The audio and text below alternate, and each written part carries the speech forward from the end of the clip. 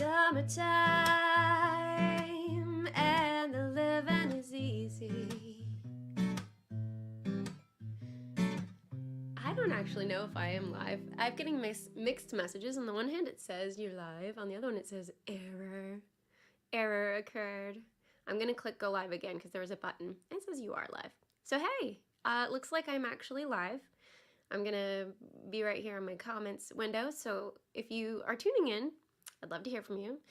I know there's a lot going on today, like a meltdown with this Microsoft outage and a lot of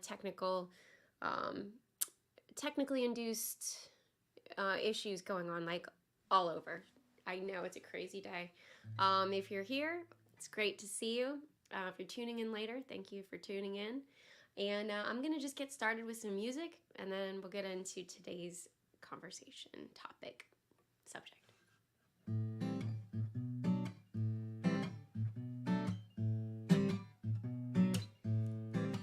Summertime and the living is easy. Fish are jumping and the cotton is high. Your daddy's rich, oh, your mama's good looking. So hush, little baby, don't you cry. One of these mornings, you're gonna rise up singing. You'll spread your wings and you'll take to the sky. But until that morning, no one will harm you. With your daddy and mommy standing by.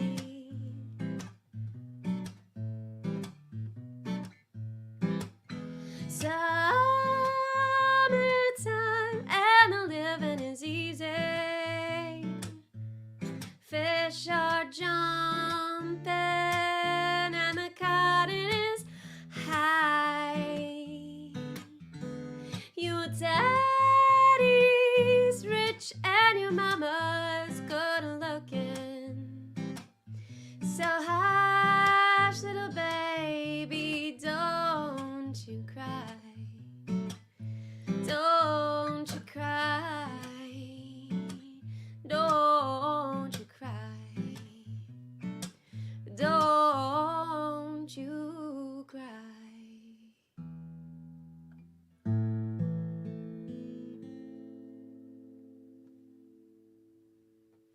I've always loved that song. I love the jazz sound, first of all, and I love artists like Billy, I don't know why I said Stevie, but I do love Stevie Wonder, but Billie Holiday and, Ella Fitzgerald and Cole Porter. That might be slightly out of the jazz. He might be more 30s, 40s. I'm not sure. But anyway, yeah, I love that kind of, those melodies, those notes that, they work with. I love the improvisation aspect, so I've always loved that song. And also it just feels, I don't know, it just feels sort of like a lullaby, but summery. And also the contrast of the fact that adulthood is really stressful and, the adults are doing the best they can in this crazy world and they're just trying to make a good world for their children. Something about that maybe. But yeah, so I'm gonna play one more song. If you tune in and you know who this artist is, please put it in the comments.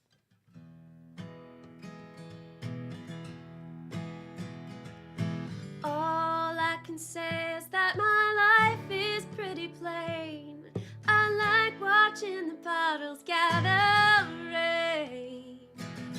All I can do is just pour some tea for two and speak my point of view, but it's not safe. No, it's not safe. It's not safe. It's not safe. I just want someone to say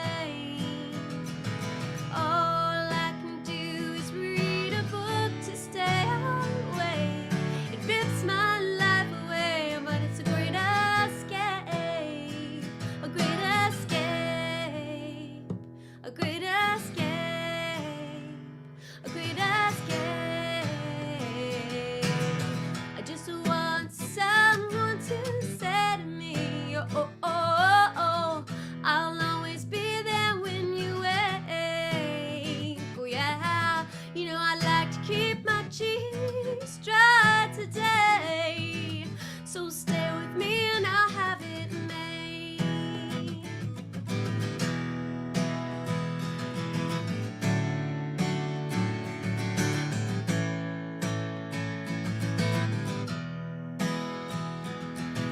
All I can say is that my life is pretty plain.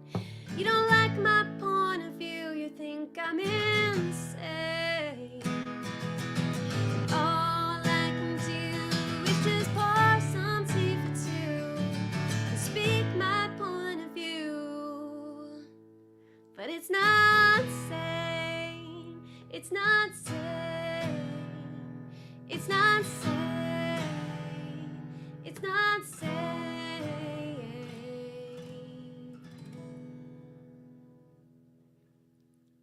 Well, I just thought how ironic it is that on the photo I posted earlier, I said that one of the reasons to tune in is if you want to take a couple steps towards sanity in this crazy time, and I'm singing a song about being insane. Or I don't think that song's really about that. I think it's, I don't really know exactly what the songwriter, I think Shannon, I think is his name, from Blind Melon.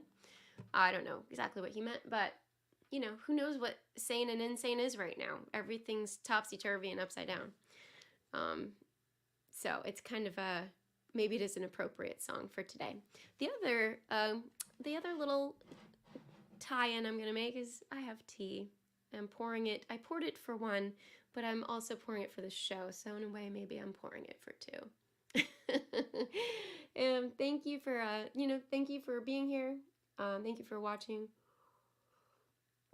It's always nice. I like these Friday mocktail hours. Hey Jeffrey. Hey, thanks for saying hey. Yeah. I hope you're having a great day. I know it's kind of a crazy one out there. I'm not sure if that outage is affecting you today. But yeah, to anybody that's dealing with that, I know there's some really serious problems going on with that. So I just sorry that you're dealing with that, and hopefully everything gets back on track soon. Yeah, so I do have another little snippet of a song for you, if I can find it, because I see it. I'll be right back. I'm gonna grab it.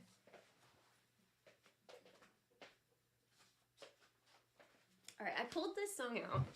I love the message of this song, especially like with all the craziness right now. I mean, I love going on Facebook. I love seeing my friends on there. I love seeing what people are doing most of the time.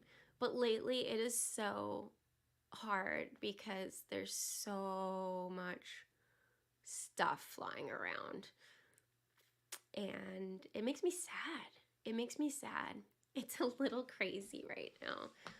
And I can't believe we have like 5 more months of this. But this is called Love's in Need of Love Today. It's by Stevie Wonder. And I think this message is really appropriate. And I'm going to start with the chorus and go into like the second verse because I like that part. And I honestly just pulled this out this morning, and it's kind of a hard song. So I just want to play the part I feel somewhat like okay about. Yeah. We got to spread that love. Be that love, keep reflecting that love. Yeah, absolutely. Love's in need of love today. Don't delay, send yours in right away.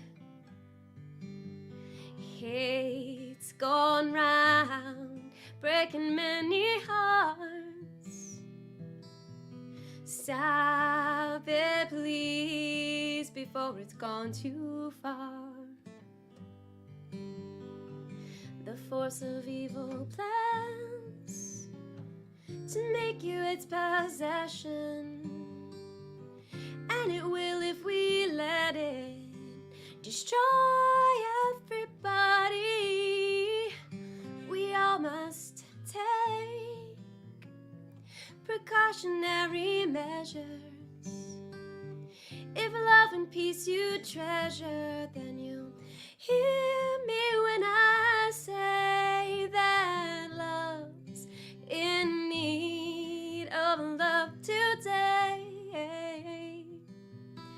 Don't delay, send your sin right away.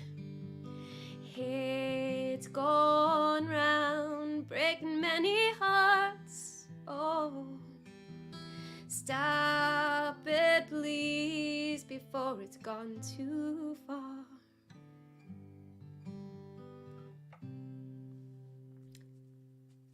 There's some words on the last page of this. Print out. What was it? There's a nice message there. It said, hate's going around. Bring it down a little. Love is very powerful, or very peaceful, also very powerful. Peaceful. So bring it down a little. Well, please stop it. Oh, L-O-V-E, love. Oh, love's in need of love today. Don't delay. Right away. Just give the world love. Yeah.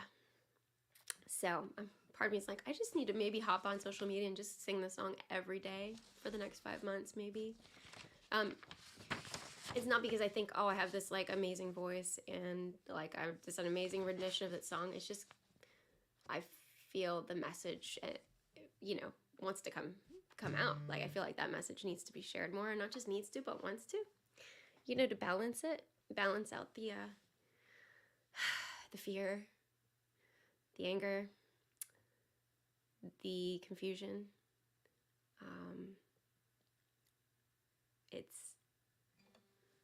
I don't know what was going on in Stevie Wonder's time when he wrote this song, but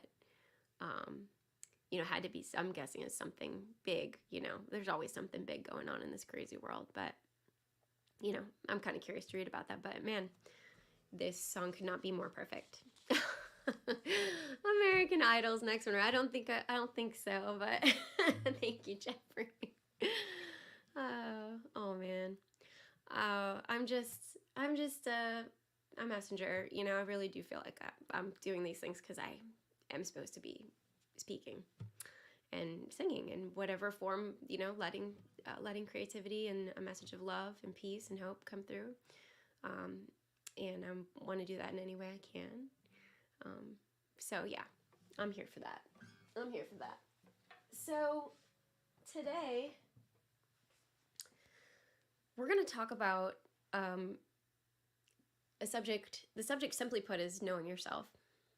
Oh, by the way, I have my mocktail. My mocktail is my mint tea today. I think I showed you that, but I didn't tell you what it was. It's mint tea. Very good for me because it's decaffeinated. I do not handle caffeine well. I don't know if you guys knew this. I didn't realize this, but apparently there's caffeine in kombucha. And I went out to lunch yesterday with my husband Sean and our daughter Ophelia, and we went to Mojo's Tacos and had a delicious lunch.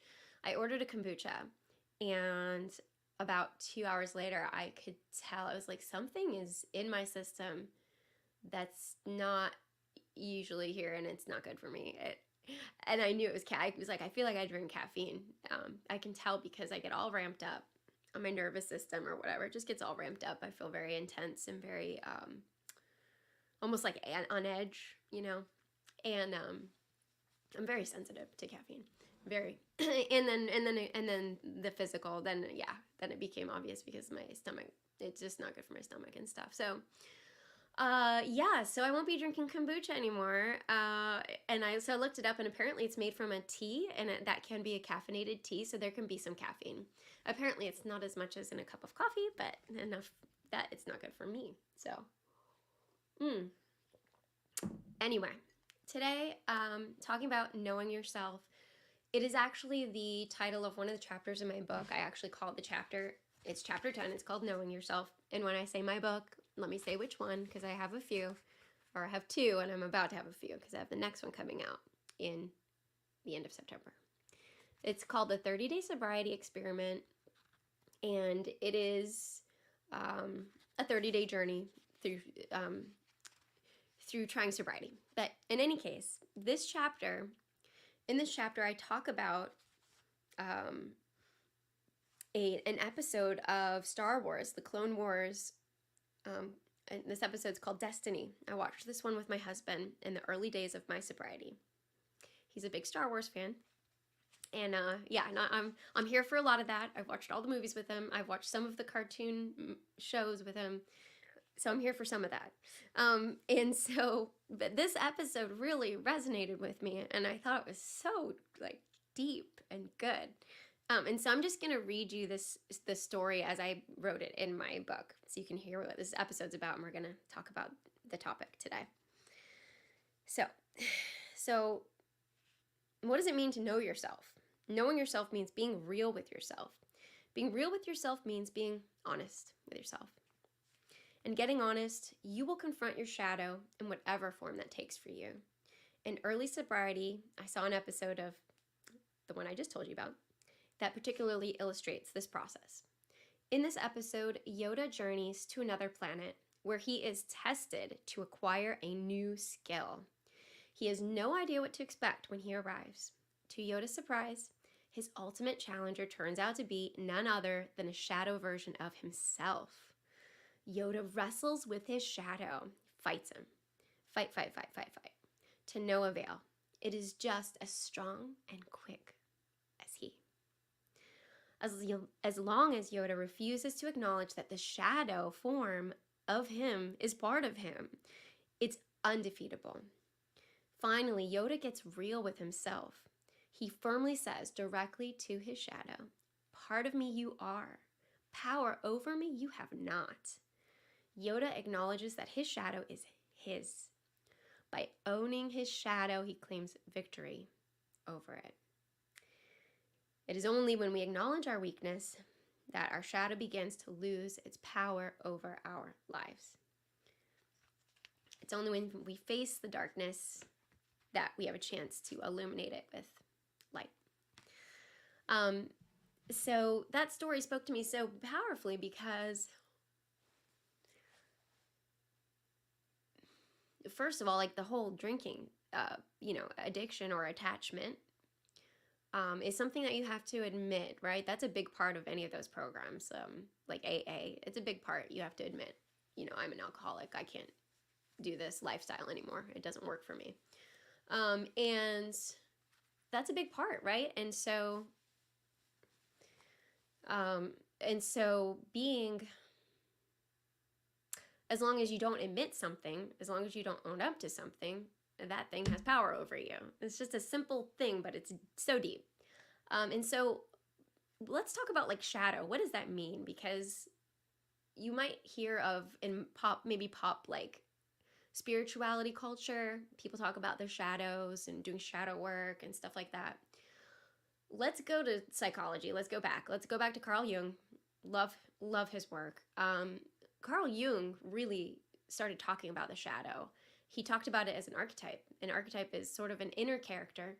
We have like this inner cast of characters, and inside our psyche, one of those is the shadow. The shadow is all the repressed qualities that you keep in the dark, basically, or that you're not aware of. You might be expressing them, but you're not aware of them. And so to give you a real simple example, I'm going to show you the shirt I had on earlier because I was wearing this and I ended up going on scooters with my daughter, so I got all sweaty, so I didn't wear it now. But look at these words here. So it says strong, confident, brave, creative, radiant woman. These are all like positive versions of character traits. These are all positive character traits, right? So this would not be the shadow. This would be more like the light. In the shadow, like the shadow side of these, the dark side of these, it would be strong, would be weak. Maybe not outer weakness, inner weakness, maybe spineless. Confident, the other side of confident would be insecure. The opposite of brave would be fearful. The opposite of creative would be destructive. The shadow side of radiant would be dark. The shadow side of woman, I don't want to say anything. Men are, I'm not saying men are bad. But yeah, so basically we're talking about these shadow aspects of these positive qualities. And so basically the lesson in the story I shared with Yoda really applies to basically all of this. Like, I'll give you a really strong example. Anybody that knows me or has been following me, you guys know I'm super creative. You see me sewing, you see me singing, you see me writing, you see me putting out books. I have kids, I have a family. This is all creative stuff. But the shadow side, like I just said, of creative is destructive. And what did I wrestle with for a lot of my life? Destructive tendencies. What is drinking? Like, what did that become for me? It was a destructive tendency. So that in that way, destructiveness is the shadow side of creativity, and it's what we really need to watch out for. So if you have like a really strong expression of a certain positive quality, you also need to be aware of the negative side of that quality, because even if you're not consciously expressing it, it might be expressing itself through you. And that's when it has the power, is when you don't see it, when you don't acknowledge it. And yeah, so the ability to make conscious decisions comes from becoming conscious of all of ourselves, acknowledging that we are not just these simple black and white creatures. We're very, very complicated with a lot of different potentialities inside of us. A lot. I'm actually going to read you a quote from my upcoming book because it came to me today. I was like, that's a really good quote for my talk today. This is something I wrote in my journal right before getting cancer, actually. I was reflecting a lot on this kind of stuff. And so I'm going to just read it to you. So this is going to be in my upcoming book called Angels and Accidents. This world is very dreamlike. That is something that is shown to me when I make the effort to train myself to stay out of the clouds. This world is very beautiful and enchanting, and it does seem to have a seductive power over humans. I don't think it's that the world is evil, because the sacred lives here too. But man's heart, my heart, is weak. Heaven and hell are not far apart. They coexist within man's heart. The lust for power, acclaim, attention, control lead man away from peace, from heaven, and into a dream world of his own creation. Fear and pride keep him dreaming, but love and vigilant dedication to seeing through it help him awaken. It all happens in the heart. The whole world is in the heart. And that, that's in the Bible. If talk a lot about like where does good and evil come from? Coming from the heart. So from a deep place. Obviously, we're not talking about the physical heart. We're talking about this deep inner place where all that stuff lives. And so basically, in part of this growing process of becoming conscious of things, of life, of yourself, your inner world, is also waking up, using the outer world, seeing what's going on in the outer world. What is triggering you in the outer world? What is sticking in the outer world? What are you getting stuck on? What are you getting hung up on? And then doing a deep look inside and being honest and reviewing and seeing what it's connecting with inside, because it is always something inside that is connecting with something on the outside. And you see this even in religions like Catholicism, which I'm actually a Catholic. The review of conscience, like the examination of conscience, is a huge thing. Examining oneself, that's a big thing in AA too. Examining oneself and looking and identifying character flaws, which are usually just the opposite side of your character assets. They're all in there. And when those parts are at war, and war is something we're very familiar with right now, sadly, on our outer world, both in various countries, like literal war, to also like the mental war and the ideological war and the war of people thinking they're actually fighting another person or something. There's a lot of like mental war happening right now, but we're very familiar with that. And so, but your inner work, your real work, that affects everything you do and everything you are, and the level of the true you you're really allowing yourself to be. The war inside is something you want to not do. We want to make peace. We want to have our awareness give space for these parts to accept that they are there, acknowledge that they are there, but we appreciate what they're trying to do, but we don't want to do that anymore. For example, there's actually a great therapy practice, and I can't think of what it's called right now, But it's actually a Christian-based practice. It's based on a book called Altogether You. And she, the creator of this idea, she talks about these qualities like that seem to be bad. Like, for example, fear. Like, let's take fear. What does fear do, really? Well, on the bad side, fear makes us feel weak. It kind of can be paralyzing. It can disrupt our sleep. It can make our bodies get into a fight or flight state and be not as healthy as we could be because we're taking on that energy so much. So fear on that, in that way, it's not like serving us, right? But but to make peace with that energy instead of fighting it, you really look at it and you say, thank you for trying to protect me. I see what you're trying to do. I know you're looking out for me, but I don't need you to do what you've been doing right now. I'm okay. I'm okay. Thank you for doing your job, but it's okay. I'm going to put you back in your place. Yeah. So you can do that really with any of your strong feelings or maybe inner character traits. Right? You see that they're there, acknowledge them. You can even talk to them. You can do these things, and it does make a difference.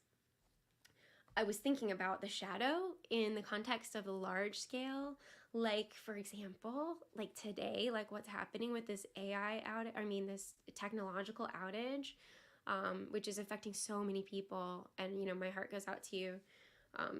It's crazy, but apparently it's maybe the largest IT outage in history. And I was thinking, what is this? But it's showing the shadow side of AI. Like, this is one of the shadow sides of AI, is that we've used it so much, we've become so dependent on it.